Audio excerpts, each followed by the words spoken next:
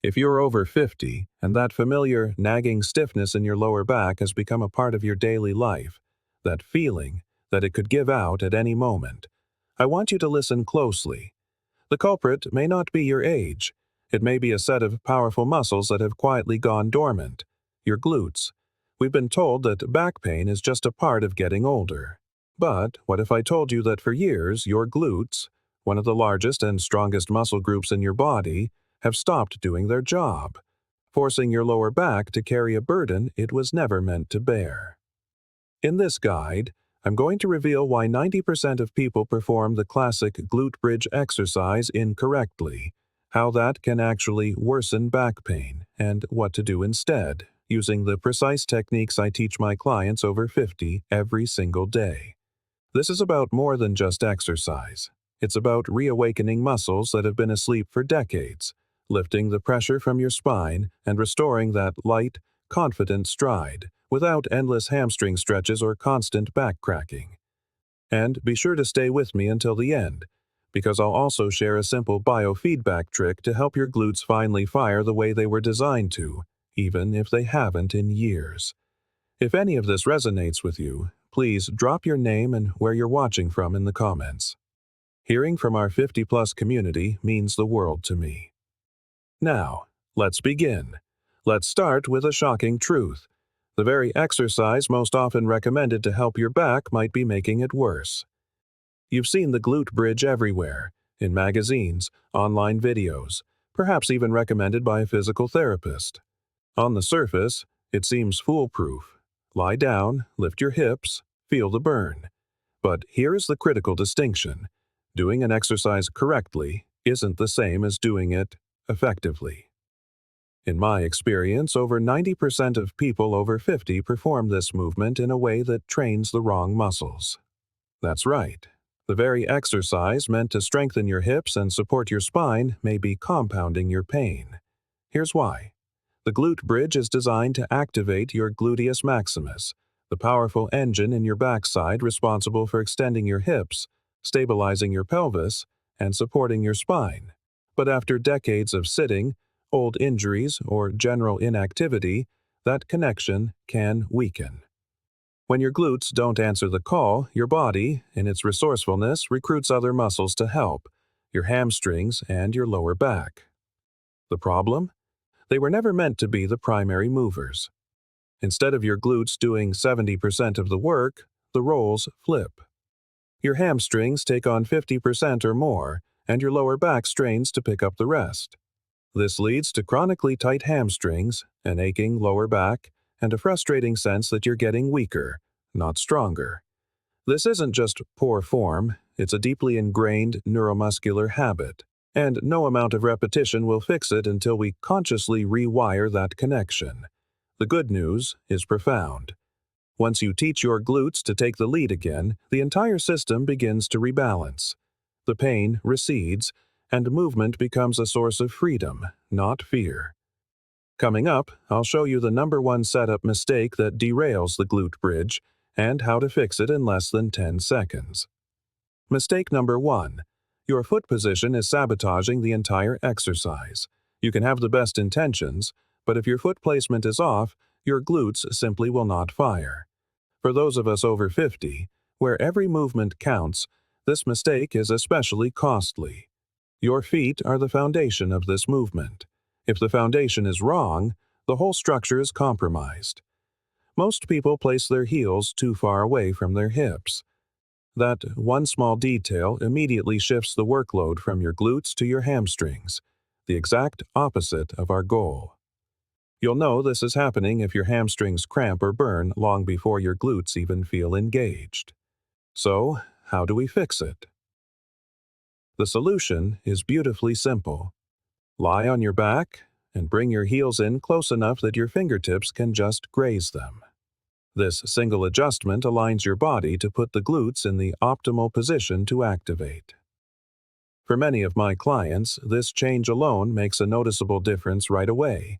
But there's more. It's not just where your feet are, but how they press into the ground. Instead of just thinking, lift your hips, I want you to focus on 3 points of pressure under each foot. your heel, the ball of your big toe, and the outer edge of your foot. This tripod foot distributes force evenly and keeps your hips stable. Often, people roll their weight to the outside of their feet, which disconnects the inner thighs and short-circuits glute activation. Try this. Before you lift, consciously press all 3 points of your feet into the ground and imagine you are pushing the floor away from you. You may be surprised by how much more stable, balanced, and glute-driven the movement feels. Next, we'll address the second and third biggest mistakes, which involve your spine and hips, and how lifting too high can turn a great exercise into a recipe for back pain.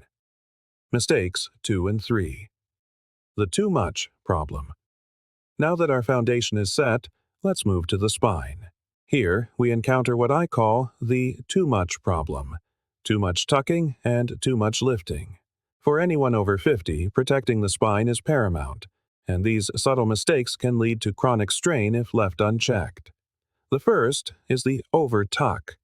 A slight tuck of the tailbone can help engage the glutes, but many people overdo it, flattening their lower back completely into the floor. This erases the spine's natural protective curve. Instead, begin with a neutral spine. The small of your back should make gentle contact with the floor, a feeling of connection, not of being smashed down. The second mistake is lifting too high. It's a common belief that higher is better, but when you push beyond your glutes' range of motion, your lower back is forced to arch and your ribs flare out. The goal is not maximum height. It's a straight, solid line from your shoulders to your knees. Think of your body as a stable plank, not an acrobatic arch. Here's a pro tip. Exhale fully as you lift. This naturally helps keep your ribs down and your core engaged, preventing that dangerous arch. If you feel tension in your lower back instead of your glutes, you're either lifting too high or have lost your form. Now, we come to the most important part. How to wake up sleeping glutes with one simple technique that rewires your brain-body connection. The wake-up call, how to reactivate sleeping glutes with biofeedback. You've adjusted your feet and aligned your spine, but there's one final piece that makes or breaks this exercise. Can your glutes even hear the message your brain is sending?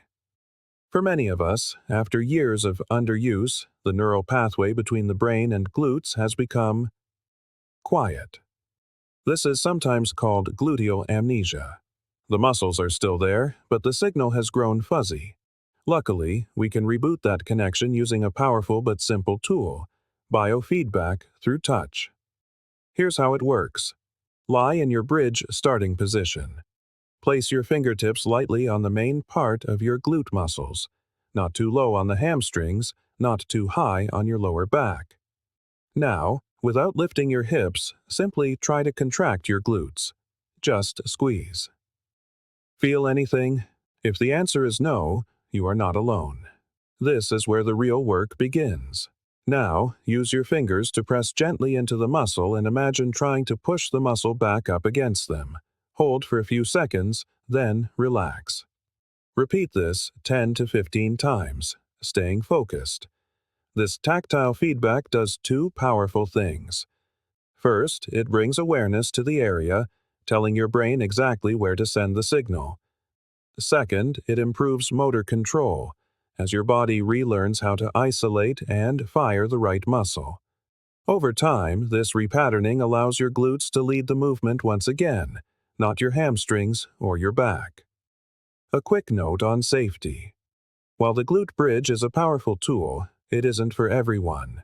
If you're experiencing acute lower back pain, a sciatica flare-up, are recovering from recent spinal or hip surgery, or have severe osteoporosis, this movement may place unnecessary stress on healing tissues. Also, if lying flat causes discomfort or dizziness, please pause and consult your healthcare provider. Remember, our goal is activation, not aggravation. This exercise is meant to restore function, not force it. When in doubt, getting cleared by a physical therapist first is the wisest path. You'll achieve far better results by starting from where your body truly is, not where you wish it were. The bridge. Back to strength, stability, and confidence.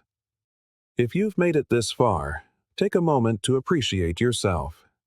You didn't just learn how to do an exercise, you learned how to reconnect with your body and move with intention, not just habit. For too long, people over 50 have been told to expect weakness and pain as part of aging. But the truth is, your body hasn't given up on you. It's just been waiting for better instructions. And today, you've taken a massive step in that direction. You now understand that it's not about how high you can lift your hips. It's about activating your glutes with precision, stabilizing your spine with awareness, and breaking old patterns that no longer serve you. When your glutes start firing properly, everything changes. Your steps feel lighter. Your back feels supported. Even everyday tasks, like getting out of a chair or climbing stairs, become smoother. This isn't just a fitness tip. It's a gateway back to functional independence, which is what truly matters as we age. If this guide helped you, consider sharing it with a friend who's struggling with similar issues. It might just be the breakthrough they need. And if you'd like me to create a follow-up video, perhaps on how to progress the glute bridge or pair it with core work, let me know in the comments below. Until then, keep moving with care, and remember, it is never too late to retrain your body and reclaim your strength.